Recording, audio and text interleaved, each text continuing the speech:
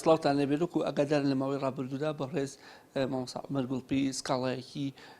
یاسایی دژی پەرلەمان و پەرلەمانتەرانی هەرێمی کوردستان و ئەم خۆ لە پێک نهاتووە لە دادگای فیدراڵی ئەنجامدا. من کات بە پێشەکەکەم نادەم ڕاستە خۆ دەچمە لای بەڕێزیان. خەڵک پرسیاری ئەوانەیە کە ئەنجامی ئەم سکاڵایەکی دەبێەوە تا ئێستاش چی هەنگاوێکی ناوە بۆ مەبەستە دەچمە لای بەڕێز مامۆستا عومەر. مامۆستا زۆر سوپاس بۆم دەرفەتە. ئێوە ئەم سکاڵەتان کردووە بەرهەمەکەی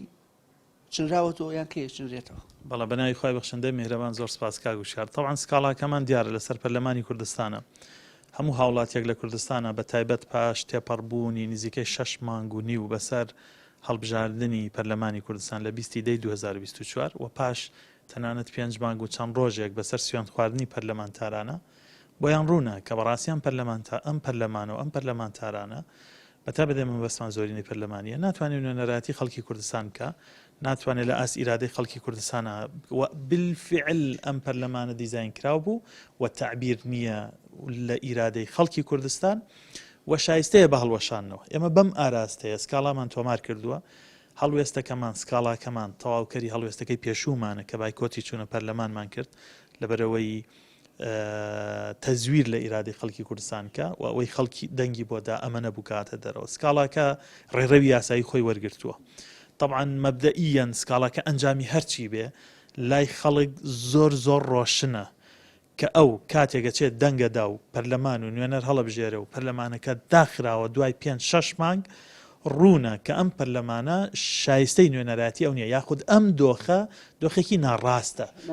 ئێستا ئەگەردا بخرێەوە هیچ کە بابەتێکە داخرێت و ئەنجامی نابێت ئەگەر بێت و ئیستیقبال بکرێن لەیان دادگاوە چۆن هەنگاوی ترە بەڕێت؟ ئێمە طبعاً بەپێی بڕگە و مادە دەستوری و یاساییەکان کە لێنمان دۆزیوەتەوە و بەڵگەی تەواومان پێشکەش کردووە بۆی دادگا بڕیار بدا پەرلەمان هەڵوەشێتەوە ئەنجامی هەڵبژاردنەکانی خولی شەشەم هەڵوەشێتەوە و کۆمسیۆن پابند بکرێت بە بەڕێوەبردننی هەڵبژاردننی پەرلەمانی کوردستان لە زووترین کاتە لەگەڵ ئەنجومەنی نوێنەرانی عێراقا بەڵگەی تەواومان پێشکەش کردووە. بەڵام ڕێوشوێنەکانی دادگا کاتیان پێویستە هەر خۆی 20 ڕۆژی پێویستە تاوەکو مەوعیدی یەکەم دادبینی یەکەم دەستنیشانەکرێ. ئێمە چاوەڕوانیمان ئەوەیە کە دادگا باراستەی بەرژەوەندی خەڵکی کوردستان ئاراستەی بەرژەوەندی هەرێمی کوردستان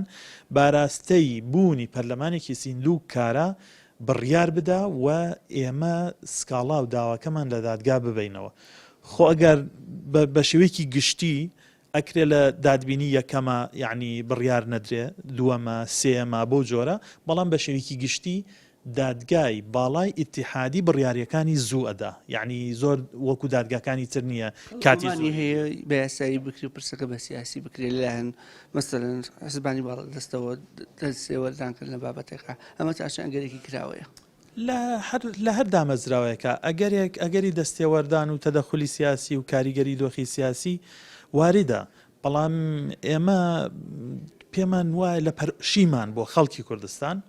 ئەم ڕێگایەمان گرتووەتە بەر ئێوە بەڕێزەزانن هەموو خەڵکی کوردستان ئەزانێ لە ڕۆژی یەکەمەوە کە هەڵبژاردنەکان ئەنجامی هەڵبژاردنەکان ڕاگەیەنرا ئێمە بە چەندین ڕێگە هەڵوێستی خۆمان ڕوون کردوێتەوە بۆ ئەوەی کە ئەم بارودۆخەی لە کوردستانە هەیە تێپەڕێنین. دوو حیزب شکستیان خواردووە لە جێبەجێکردنی کەمترین ئەرکەکانیان لە حکوومەتەکەیانە چۆنی زۆرینەی پەرلەمانی بەدەستێنەوە چۆنی موچە بڕاوەتێ دەنگ بەوانەدا موچەکەیان بڕی چۆنی مەسەلەن خەڵکێک ئامادەیە پشتگیری لە دوو لایەن بکات زۆرینە ئەڵێم کە ئەم دوولایەنە نەوەکو هیچیان بۆ نەکرد ڕۆژ بە ڕۆژ ژیانی تاڵەکەن. ئێمە پێمان وایە ئەم ئەنجامە تەزویرە ناڕاستە هەموو کارێکیشەکەن بۆ هەڵوەشانەوەی بۆی پەرلەمانێک بێتە پێشەوە نوێنەراتی خەڵکی کوردستان بکە. مامۆستا عومەر مامۆستا باپیریش لە بەریتانیاوە پشتیوانی خۆی بۆ هەنگاوە کە دەربڕی بە ناڕاستەوە خۆ کە باسی لەوە کرد کە بێڵ بۆ شێتەوە. پرسیارەکەم ئەوەیە ئەم هەنگاوی جەناب لەسەر ئاستی تا وەکو پەرلەمانتاری شقام کە پێشتر خۆ ناساندۆ یاخود نەکرد کۆمەڵی دادگەریش بە هەمان شێوە لەگەڵ بابەتەکەیە. ئەمە لە چوارچێوەی سیاست و بەرنامەی کۆمەڵی دادگەری کوردستانە جەنابی مامۆستا ئاگادار ئەنجومەنی باڵای کۆمەڵ ئاگادارن و یاساناسانی کۆمەڵ ئاگادارن ڕاوێژێکی زۆرمان کردووە تاوەکو گەشتوونەتە ئەم نەتیجەوە پێشتر منیش پێشنیارمدا بوو ئەنجومەنی باڵا کە بە هەنگاوێکی لەم جۆرە هەستین. پێشەکی قسەکان تا باسی لەوە کرد کە 20 ڕۆژە ماوەکەی کە وەڵام ئەبێباتەوە هەفتەیەکی ڕۆیشتواتە 2 هەفتەی تر چاوەڕان دەگرێت 2 هەفتێکی دیکە ئەنجامەکەی بەدەست بکە بە پێی پەیڕەوی ناوخۆی دادگای باڵای ئیتیحادی 3-4 ڕۆژێک پێویستە تاوەکو ئەوەی ئێمە سکاڵامان لەسەر کردووە لای حەکەمان بگەێنرێتە داوا لەسەر کراوان ئەوانیش 15 ڕۆژ کاتیان هەیە وەڵام بدەنەوە لە دوای ئەم نزیکەی 20 ڕۆژەوە ئیتر دادگا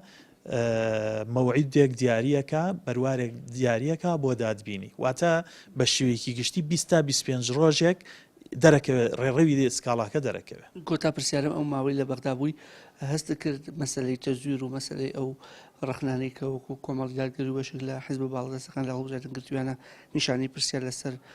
هەڵبژاردنەکە دروست بوو بێ لە بەغدا هەموو هاوڵاتیەک ئەزانێ ئەمەی لە کوردستان بەغدار بە تایبەتی هیچ ئەو من با بڵێن بەغدا معنی نییە زۆر بە کوردستان ئەبێ خۆمان خەمی خۆمان بێت یعنی بەڕاستی هیچ کەس لە دەرەوەی جوگرافیای هەرێمی کوردستان خەمی هەرێمی کوردستانی نییە یعنی لەمانەش خراپتر حکومڕانی هەرێمی کوردستان کە موچە هەر نەدرێ ئاو نەبێ کارە باگران بکرێت لەسەر خەڵک ژیان قرس بکرێ کەرتی تایبەت بپوکێتەوە هەرچی زەویمان هەیە بەتاڵان ببرێ یەک کەس لە دەرەوەی سنووری هەرێمی کوردستان دڵسۆز نییە لەسەرمان بێتە جواب ئێمە ئەبێ خۆمان بۆ خۆمان بێنە جواب بۆیە یعنی ئەوەی ئێمە لە ناو خۆئیکەین دڵسۆزانەترین کارە بۆ ئایندەی هەرێمی کوردستان سپاس بۆ تێ بەڕێز سپاس دەگەڕێمە لای